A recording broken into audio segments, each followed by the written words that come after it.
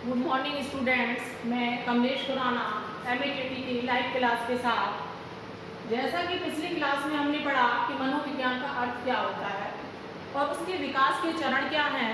जैसा कि आप जानते हैं कि विकास के 4 चरण थे: आत्मा का विज्ञान, मन का विज्ञान, चेतना का विज्ञान और व्यवहार का विज्ञान। उसी क्रम को आगे बढ़ाते हुए एक संगठित रूप होना चाहिए और बहुत सारे संप्रदायों का जन्म हुआ और जिसमें पहला संप्रदाय था संरचनावादी, निर्मितवादी।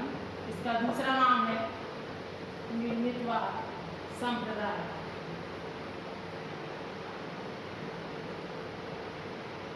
साधारण भाषा में हम देखें तो संप्रदाय से संबंधित हम सोचते हैं कि ये धर्म से संबंधित है संप्रदाय, लेकिन मनोविज्ञान की भाषा में संप्रदाय को एक संगठित स्कूल के रूप में लिया गया है। क्योंकि जब कोई भी बालक स्कूल में एडमिशन लेता है तो भी ये नहीं देखता कि उसका बाहरी आवरण क्या है, बिल्डिंग कैसी है। बिल्डिंग को देख के इफेक्टिव नहीं होगा, वो देखेगा कि अंदर जो उसका शिक्षण कराया जा रहा है वो प्रभावी है कि नहीं।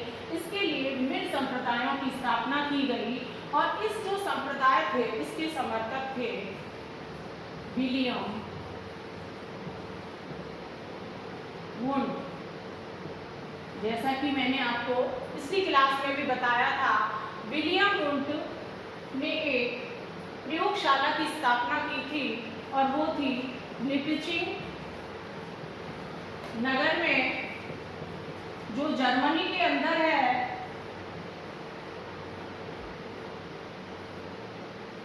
आज वर्तमान में उसका नाम कार्ल मार्क्स विश्वविद्यालय के नाम से जाना जाता है। और जो वो समय था, कब स्थापना की थी? 1879 में। संरचनावादी थे, वो किस पर बल देते थे? संवेदना पर। अब हमें ये देखना है कि संवेदना कहते किसे हैं। हमारी 5 ज्ञानेंद्रियां हैं और ये 5 ज्ञानेंद्रियां ज्ञान को ले जाकर प्रथम जो मस्तिष्क के पास पहुंचाती हैं, उसको सूचित करती हैं, तो उसको हम क्या कहते हैं? संवेदना कहते हैं, जिससे मस्तिष्क को ये पता लगता है कि क्या होगा। फॉर एग्जाम्पल,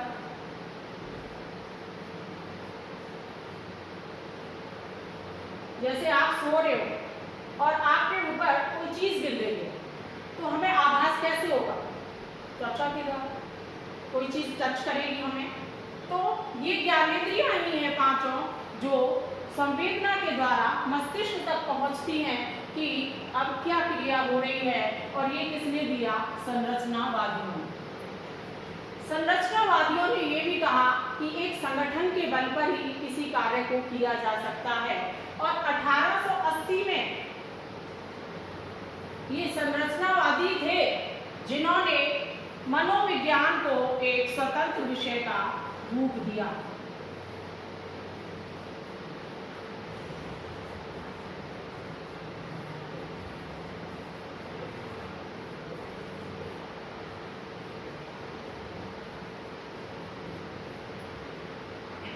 और एक विधि इन्होंने जो अपनाई थी, अंतर्दर्शन विधि।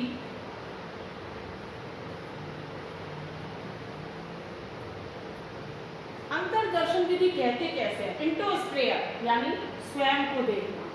और जब कोई व्यक्ति स्वयं को देखता है, उससे ये पूछा जाए कि आप अपने बारे में बताइए, तो अच्छी अच्छी बातों को बताएगा और बुरी बुरी बातों को नहीं बताएगा। तो इससे हम ये अंदाज नहीं लगा सकते कि बालक ने कहाँ तक ग्रहण किया है, कहाँ तक नहीं किया।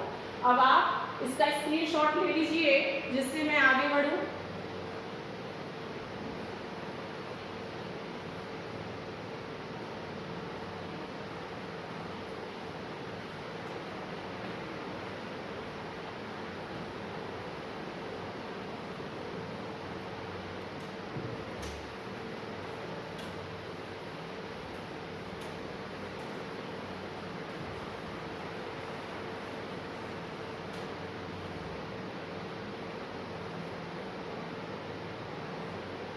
इसके जो समर्थक थे, जिन्होंने इसका समर्थन किया, वो थे विलियम वुंट, विलियम जेम्स,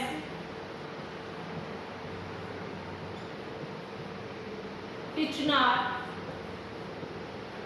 और चौथे थे वाइस, जिन्होंने ये कहा कि संरचनावादी जो संप्रदाय है वह मनोविज्ञान के लिए उचित है। लेकिन इस संप्रदाय के विरुद्ध जब इसको अमान्य करार दे दिया गया कि इसमें प्रयोग नहीं किए जा सकते, तो एक नया संप्रदाय आया जिसको प्रकार्यवाद संप्रदाय कहा गया और जिसके प्रवर्तक थे विलियम जेम्स।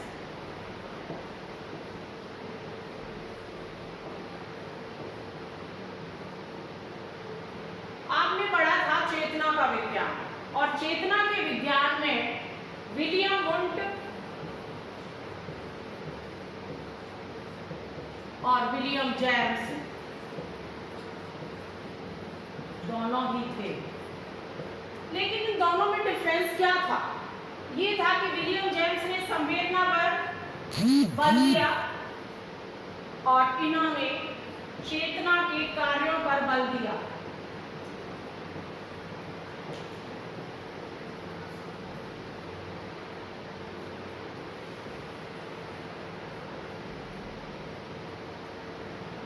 इस संवेदना से नहीं, चेतना से जो कार्य होता है, चेतन होके जो, मैंने बताया था मन 3 प्रकार के होते हैं। जब व्यक्ति एक्टिव होके, सक्रिय होके, चेतन मन से कार्य करता है, तभी वह उस कार्य को कर पाता है और तभी उसका प्रत्यक्षीकरण करता है। फॉर एग्जाम्पल, जैसे ये पेन है, पेन मैंने आपको दिखाया, आपके मस्तिष्क में तुरंत इसका कॉन्सेप्ट हुआ, this is a pen.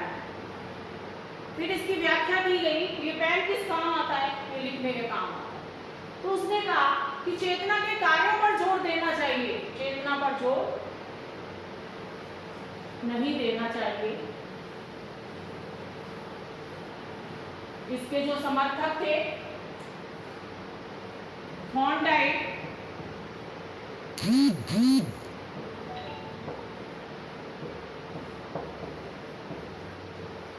Skinner,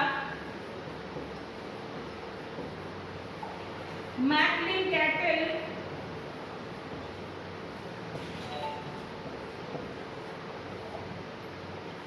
इन्होंने इसका समर्थन किया और इसको आगे बढ़ाया। लेकिन इन दोनों संप्रदायों में जब विवाद उत्पन्न हो गया तो एक तीसरे संप्रदाय की उत्पत्ति हुई और उस संप्रदाय का नाम था व्यवहारवाद।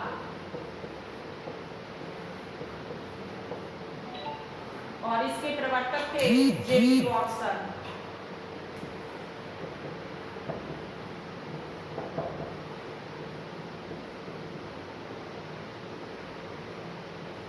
कोलंबिया विश्वविद्यालय में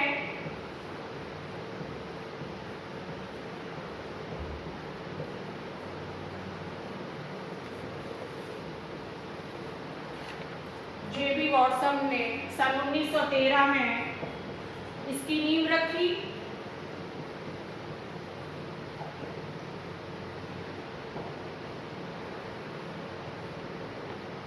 और व्यवहारवाद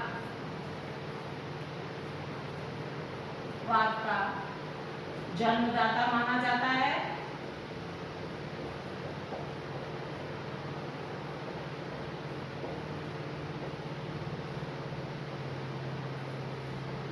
अब ये आता है कि इस व्यवहार शब्द का सर्वप्रथम प्रयोग किसने किया? मैकडूगल ने अपनी पुस्तक आउटलाइन ऑफ साइकोलॉजी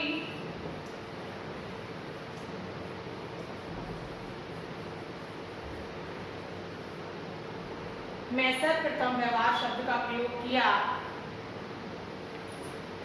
अच्छा बच्चों, अब आपकी नेक्स्ट लाइव क्लास कल होगी और अगर आपको ये वीडियो